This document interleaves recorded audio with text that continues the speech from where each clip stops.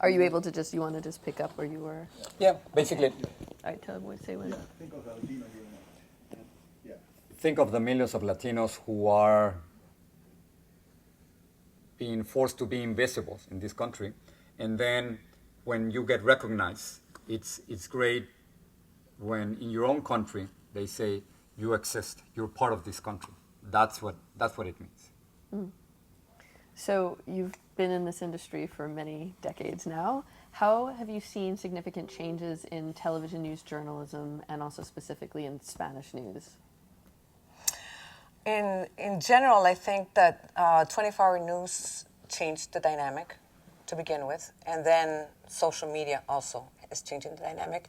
And now it's moving so much toward digital media. The way that people are consuming their news has completely changed from when we started. Editorially, I think it's changed also because now there's such a fine line between reporting and opinion, between giving the news and giving your own vision of the news. I think in some cases it might be helpful and positive, in a positive impact on society, but in others I think it could be something very negative because people don't understand that what they're listening to is opinion. There's people who think that it's actual news and that it's the truth. So, however, those who give their opinion have a strong following. And I think it's because now consumers feel like they can design their own news and they could watch what they want to watch and hear what they agree with. So there's more and more choices. So I think that having more and more choices has changed the dynamic of news by far. And as far as Spanish language news, we've grown. We've grown hand in hand. I think Noticiero Univision, Univision has grown hand in hand with the Hispanic community in numbers, and I think that our viewers have become so much more sophisticated and demanding, which has forced us to give more and more. So we've grown hand in hand, we've grown together. And that results for a more powerful community and a more powerful media. You know, there was a poll that was done by Ben Dixon and Associates, remember a long time ago, about trusting institutions. And Univision was trusted by voters more so, was an institution that had more trust than the Catholic Church by voters. So, you know, that tells you how the impact that we're making. Well, I'm not sure about that one. But that's what the polls say. Don't you believe in polls? Yeah, but what I'll say is that we've grown the newscast. I mean, we don't live in a vacuum. A newscast is not produced in a vacuum. So the newscast and this company, this network, has grown parallel to the growth of the Hispanic community into the changes in this country. So if the concern of a tiny community a few decades ago was to be recognized and then to be legal, then eventually we've transformed that into something completely different. Now we are concerned not only about the legalization of millions, but also about the fact that we have power and that we can elect the first Hispanic president, and after that be a real part of this country without being discriminated. So that's how we've grown with this community. And with Spanish, well, they didn't even know that we existed. They didn't even know how to pronounce Univision. And now they are aware of who we are. And that changes everything. Mm-hmm. Not only that they are aware, in many cities, we are the #1 newscast. In many cities, the most listened to and the most watched. Regardless of language. Exactly. Newscast is in Spanish. So we're here to stay. We're not going anywhere.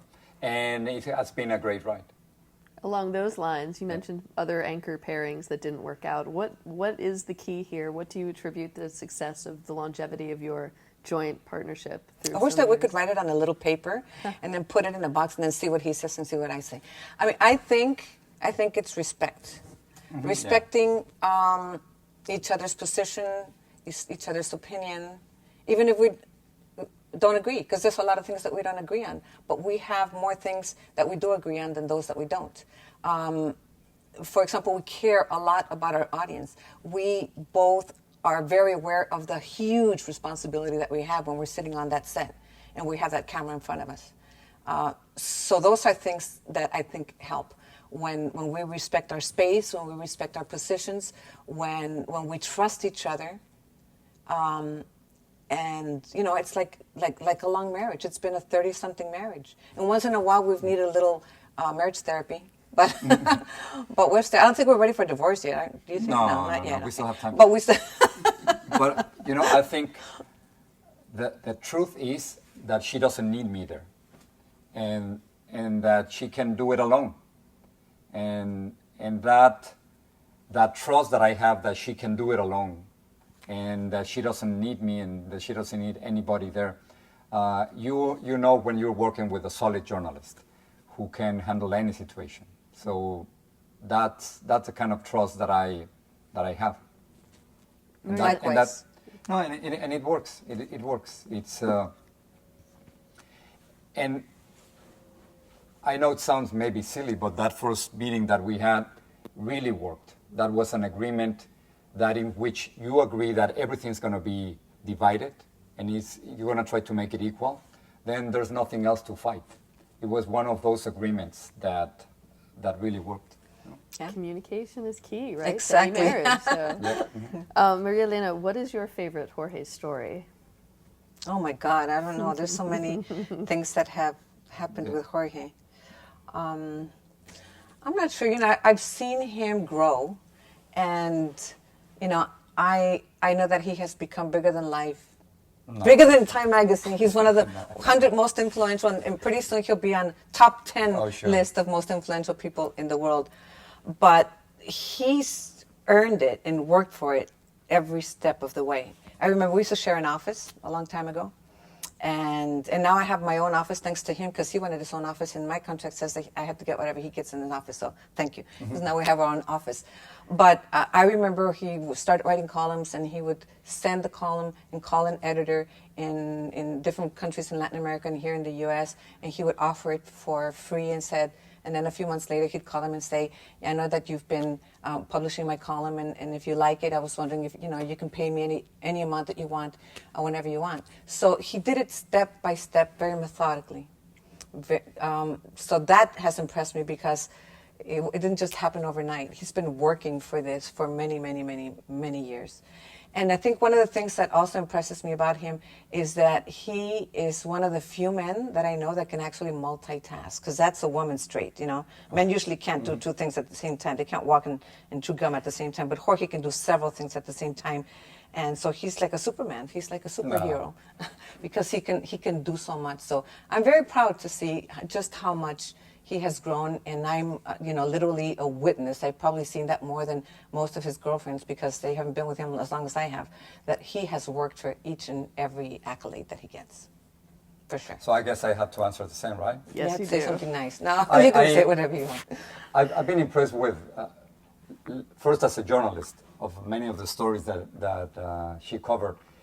She got Augusto Pinochet, the dictator of Chile, in a way in which I can't even imagine anyone else do it. Which year was it? 89, I think it was. Yeah. I mean, when nobody could talk to him and challenge the most powerful and evil man on earth, she did it. Then, I don't know how she did it, but in the middle of the war in Iraq, she went all the way to Baghdad. And we were talking about it in the newsroom. We couldn't think of any Iraqi saying no to Maria Elena. No?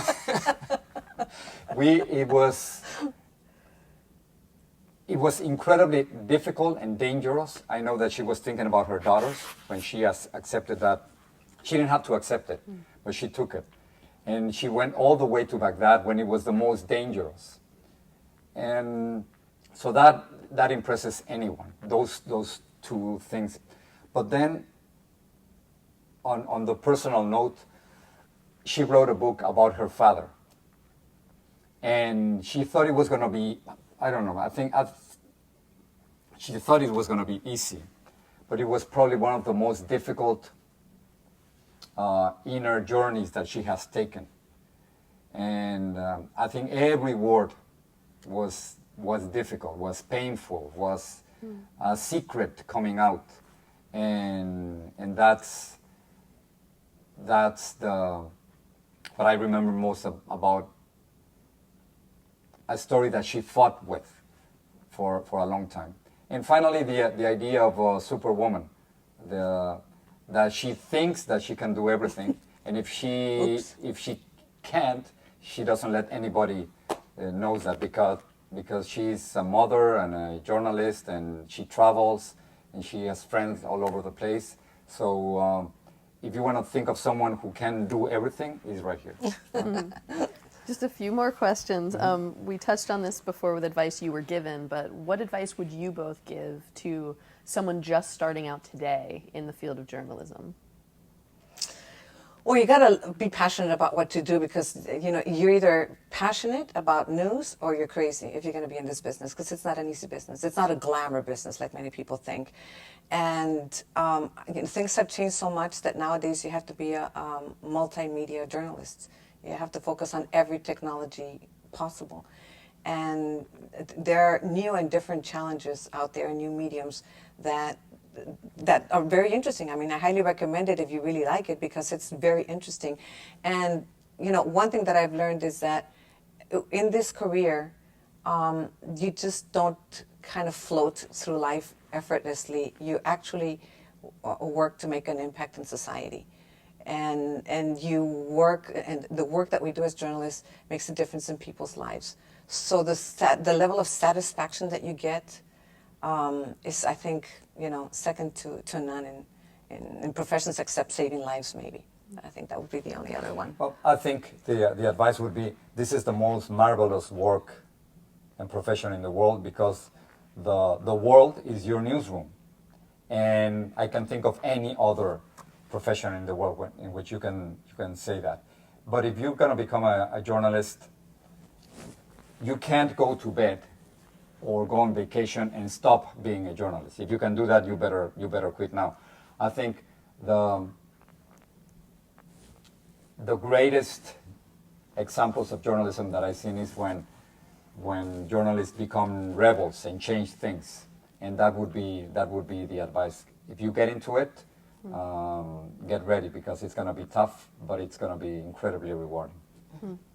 And what do you both see as your hope for the future of both Spanish language television news and also for Latino journalists in the future? What do you think will be the future for that? Well, I think that more and more mainstream media is going to have to hire more Latino journalists in their newsrooms, because sooner or later we have to look at this concept of us versus them as all of us being them, and stop that division.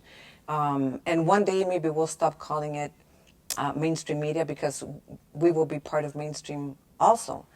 In the meantime, there will continue to be hyphenated Americans. So there will be Hispanic Americans, African Americans, Jewish Americans, Italian Americans, because that's just what this country is all about. So as far as the future of Spanish language television and media in general, I think it's there. I think that people will always speak Spanish, even though the younger generations are speaking more English. Because of our proximity to Latin America, I think Spanish has become a very powerful language. It's part of our culture now. Even if this country resists on making it a bilingual country by law, I think it is definitely. In fact, I would recommend many English-speaking people in this country to learn Spanish, because you have a whole world in your backyard, a whole continent that you can be doing business with and that you can be communicating with, and you're not, because you're limited. Mm-hmm. So I've always told my daughters, if you speak two languages, you're worth for two people.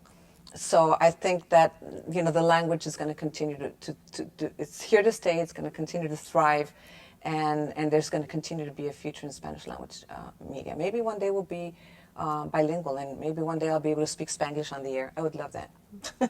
Well, as a matter of fact, the United States, part of the United States is already bilingual. I'm not sure if this is going to become a Latino country or a bilingual country, but if you go to areas of Miami, Los Angeles, Chicago, New York, it's already bilingual. I think the future is very clear. Even though the majority of the growth of the Hispanic community comes from people being born in the United States, every single year there's 1 to 2 million immigrants coming to this country. They speak Spanish. So the future is assured for Spanish language television. It won't disappear. It'll just increase on one hand. On the other, there's always the possibility that the cooperation between the United States and Latin America would be so good that one day maybe we'll have the kind of agreement that nations have in Europe with the European Union.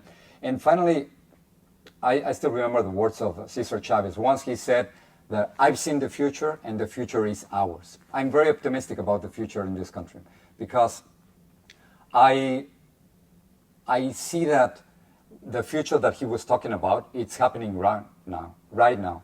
And I do see a Hispanic president, and I do see a country in which Latinos would not even feel that they are a different group or category, that they'll simply be Americans. When I talk to my kids, Nicolas, he's Puerto-Cuban, Mexican-American, and Paola is Cuban-Mexican-American.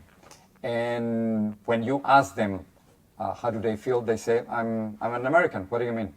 So I think that's precisely the future, a future in which those divisions that we feel now and the discrimination and all the fights to get where we are would be only a thing of the past. And one important thing to note about the Spanish language is that if you took all the Spanish-speaking population in this country and turned it into a country within a country, it would be the second largest Spanish language speaking country in the world after Mexico. So that's how big we are here. That's the kind of impact that we're making. We're a country within a country and trying to blend in. And it's working.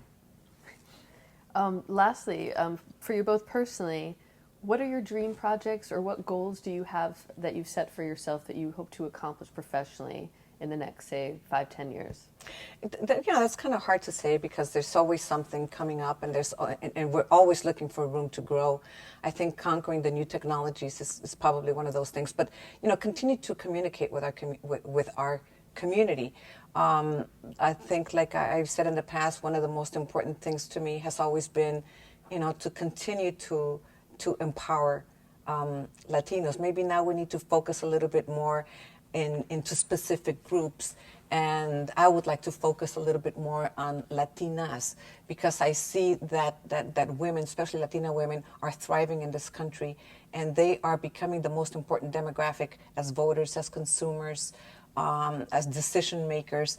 I think that something happens to women when they cross that border and they are submissive when they are in their own countries because they come from macho societies. And then when they cross the border, something transforms them into these powerful women that are there to become leaders of their home, of their community, to get involved in their kids' school, to start businesses and become the heads of their homes. So I would love to, in the future, focus a little bit more on educating, inspiring, and empowering Latinas as a whole. So that's one of my professional goals. But I think there's always something to do, and those of us who work in this business, I think, always are looking for new things, and we don't even have time to stop and plan for the future. I mean, I can tell you that I have been working for this company for 34 years. And I don't know how it happened. I mean, I remember the first decade, and then the second one went like this, and then the third one.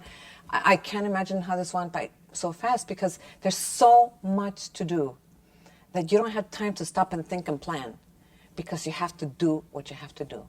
And you have to have a goal in mind, but that goal is just doing the best that you can every single day, making an impact in society every single day, making a difference in your community every single day. Well, the first goal is not to become a dinosaur. We have to reinvent ourselves. Otherwise, you won't see us here in a few years. If we don't understand the impact of new technologies, that millions of eyes are migrating to the cell phones, and that they are not making an appointment to watch us at 6:30 every day, then we'll be dinosaurs. So the first goal is not to be a dinosaur in the next few years. I think that Another wall I would love to. We've been fighting for immigration reform and to legalize our neighbors and our friends for so long I'm hoping that this country will be as generous with those immigrants who came after me as it has been with me. So I really hope that at one point that's going to be possible. And personally, I just hope to be able to report and to cover the election of the first Latino president. So if I can do that, I'll be fine. A good goal and very likely to happen. Well, and I hope that for the future, both of you are still sitting behind that desk in 10 years. We'll maybe come back and visit you then. All right, thank you. Thank you both so much. Thank you. Thank you. Okay. That was fabulous.